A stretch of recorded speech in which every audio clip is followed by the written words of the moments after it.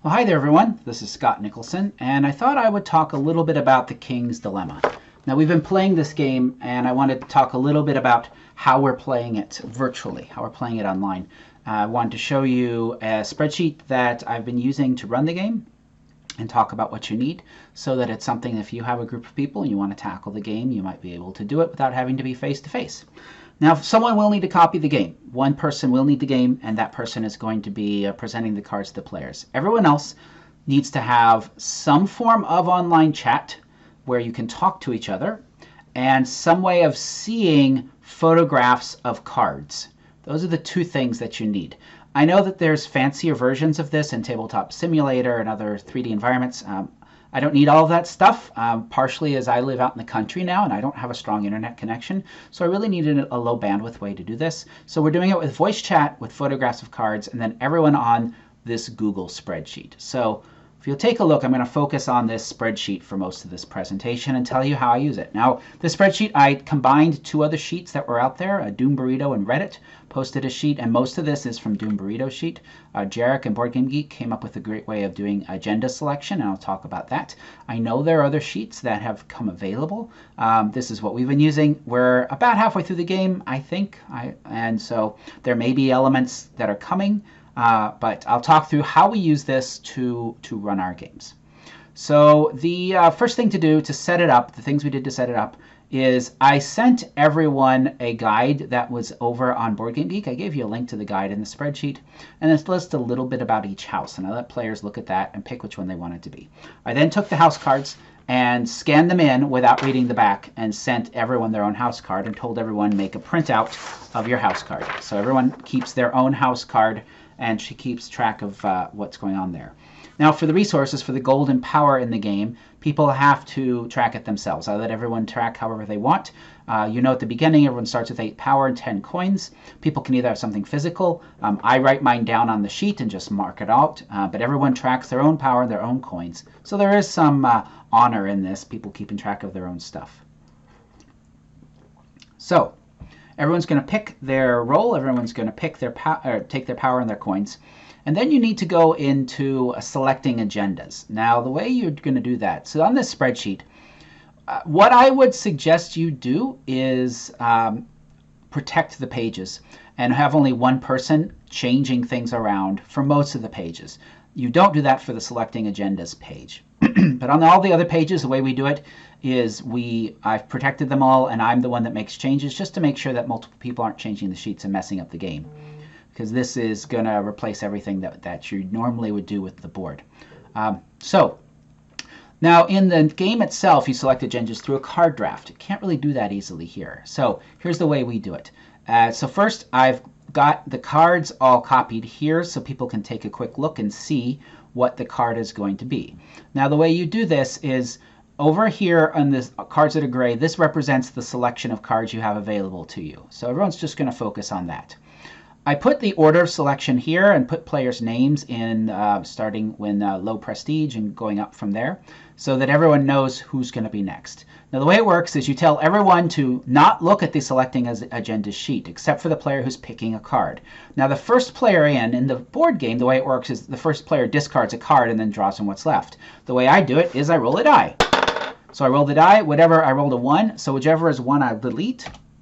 And then I will look at this list and I will pick the one I want to have. I'll make a note of what I want to have, write it down on my sheet, and then delete it. I'll then navigate off of that sheet and I'll call the next person in line. So in this case, I would say, Corey, you're up next. And I'd go away off that sheet. Then Corey would go. Corey would come to the sheet. He would look at the choices. He would take what he wants. He deletes it. He will navigate off the sheet. He'll call the next person. So that's the way that we do this. And then at the end, when you've all picked your stuff, the last person should make sure everything's clear. And then you can copy all of these and paste them right back, and you're ready to play next time. And so that's the way that we do our card drafting. It works pretty well once everyone realizes to navigate off the sheet after they are done. That's the important thing. Now you're ready to start playing the game. Now what I do is, so I have the deck of cards, and I count the number of cards in the deck, and I ask one of the players to give me a number. I just think that's nicer than just them hearing me read the next one off the deck. So I might say, okay, give me a number from 1 to 11, and I'll pick that one off the stack. The next thing I do is I take a photograph of the card and post that into our online chat. So I'll take a photograph of the front. That'll give us our choices, and it will give everyone a chance to see what's going on.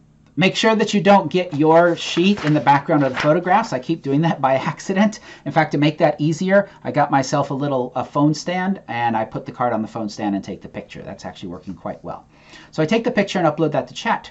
As it uploads, I will start to read it. It'll upload. Everyone can see what's going on. And then we're ready to move on to the voting. Now, the first thing you do in the voting is you make sure you have your leader and your moderator set. I do that with these letter L and letter M. And so that you can move from place to place just by deleting it and typing the L as the leader moves.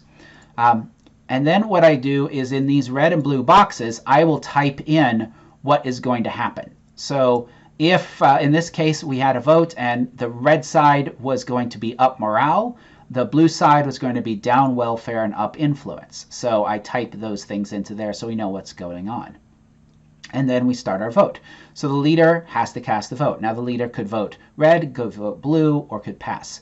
Now the way this spreadsheet has worked, it's nicely designed. It's got formulas built in. So all you do, let's say Tim says, I'm going to vote 3 on the red side. So I go into this cell, I type X, and I push it down. You note that this changes that to 1. It also changes this to 1. And then X, and then X. So there we go. 1, 2, 3. That's now a 3. Tim is still the leader. And then Kevin says, no, I'm going to vote 4 on this side. So 1, 2, 3, 4. And then that means, oh, Kevin's now the leader. So I put a leader here, and I delete the leader off of this. And now we go around to Corey. Corey says, I'm going to pass and take power. So I indicate that by putting a P after the name.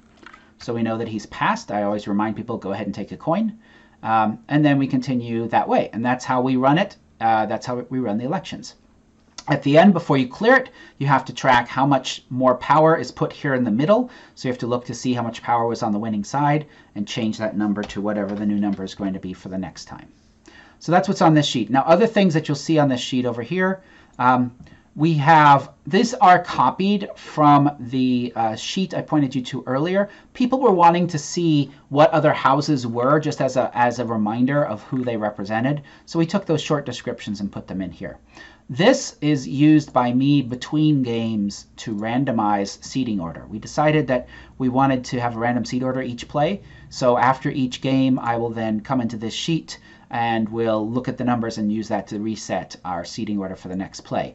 A note about random numbers, this is a random number generator, which means every time you make a change in your sheet, to reset the votes, you just go and delete the X's. One thing that's important to note, don't just hit spacebar because spacebar is counted as something. So if you see a number here and you don't see anything there, it's probably because you've hit spacebar and you've put a character in the cell. So that cell has to be cleared for the formulas to work. So every time I update a cell, it changes the random numbers. So know that when you are reseating people in the new player order, you want to be on the sheet by yourself so people aren't there messing with it.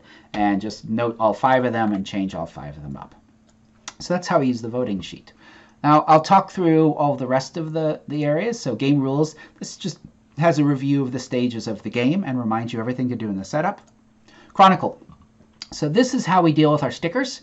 So in the game, if there's a sticker that's going to go down, I will type the name of the sticker in this cell. I will put the number 3 or however number of boxes there are in this cell. I'll put the player's name here, and then I'll change the color of this to black if it needs to be black. And that's how we track our stickers. Note that a benefit of doing it this way is you could play the game again because you're not using up the stickers. You're just putting them all on this board. Again, just like with the cards, I'll take a picture of the sticker and send it up so that everyone in the group can see what's going on with it. So this allows us to track the chronicles. The storyboard, the way you use this is that as new story cards come out, I put the names of the people who have signed the cards in the top so everyone can see who's signed the cards the most. And then I put the current card effect in the bottom. So I'll just type that up and then replace it as we get a new card on top that replaces the old card effect. Now the resources. So I'll talk about how you use this. So this is how you're going to track the resources. Now another thing you have to do before the game begins is you have to randomize which direction these are tending. And so when I use my die, if I roll a 1, 2, 3, it's going to go down. A 4, 5, 6, it's going to go up. Now the way you use these cells, again, they have some formulas in there to make this work. If you type in an up arrow like that, they're the right arrow, it will then make the cell gray. And that's indicating it's going up. And to get rid of the old one, you just delete over it. And so that's the way I do that. So let's say we were on diamonds, and I said wealth goes up by 2. And I say, okay, it goes up by 2. It's already in an uptrending, so it's going to go up by 3. And that gives it a double up. And that's the way that you record the double up, so that next time you'll remember to do that. So each of these, you say, all right, this one's down 2. So we go down 2 and type the down arrow. And then space to get rid of that. So that's how you manipulate this, this up and down. Then the balance, again, you can figure out at the end how much each one went and then change where the balance goes, erase the old one. And then the track at the bottom here is what I use to track each card. I put X's as we have each card go through, and then the cards that can trigger the end of a game. And that's the way that I track that. So that's the resources. The other thing, if you notice on the voting, we put in the middle of the voting who has open agendas for each of the areas, so that that's visible when everyone's voting. You can see what people are wanting to have happen. Finally, at the end of the game. So at the end of the game, you come to this sheet. You ask each person to announce their secret agenda and figure out how many points that their secret agenda is worth. You then go and check the open agendas, and you'll give people 3 or 1, or -3 or -1 if the things they had their agenda for are at the top or the bottom of the chart. You then ask everyone their coins and figure out first, second, and third, and put the bonus points that people get for having coins in this row. You ask everyone their power, and again, award 2 and 1 for the most power and second most power. That's going to automate these totals. Once you have the totals, then you can record who's first and second, third, fourth, and fifth.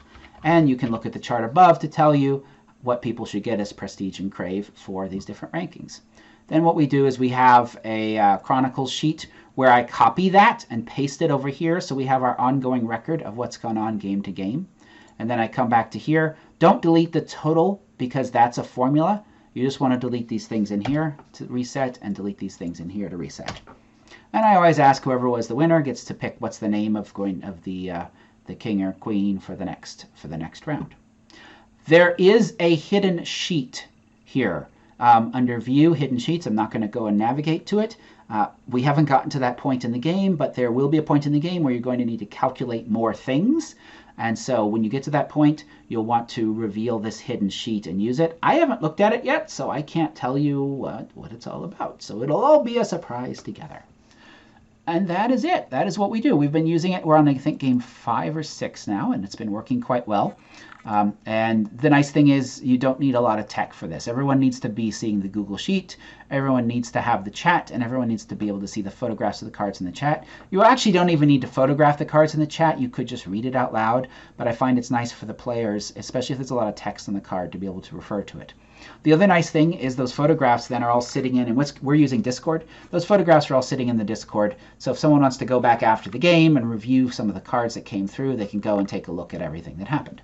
And that's it. So hopefully this will give you a way to engage with this during a time where perhaps all of you have fairly open schedules.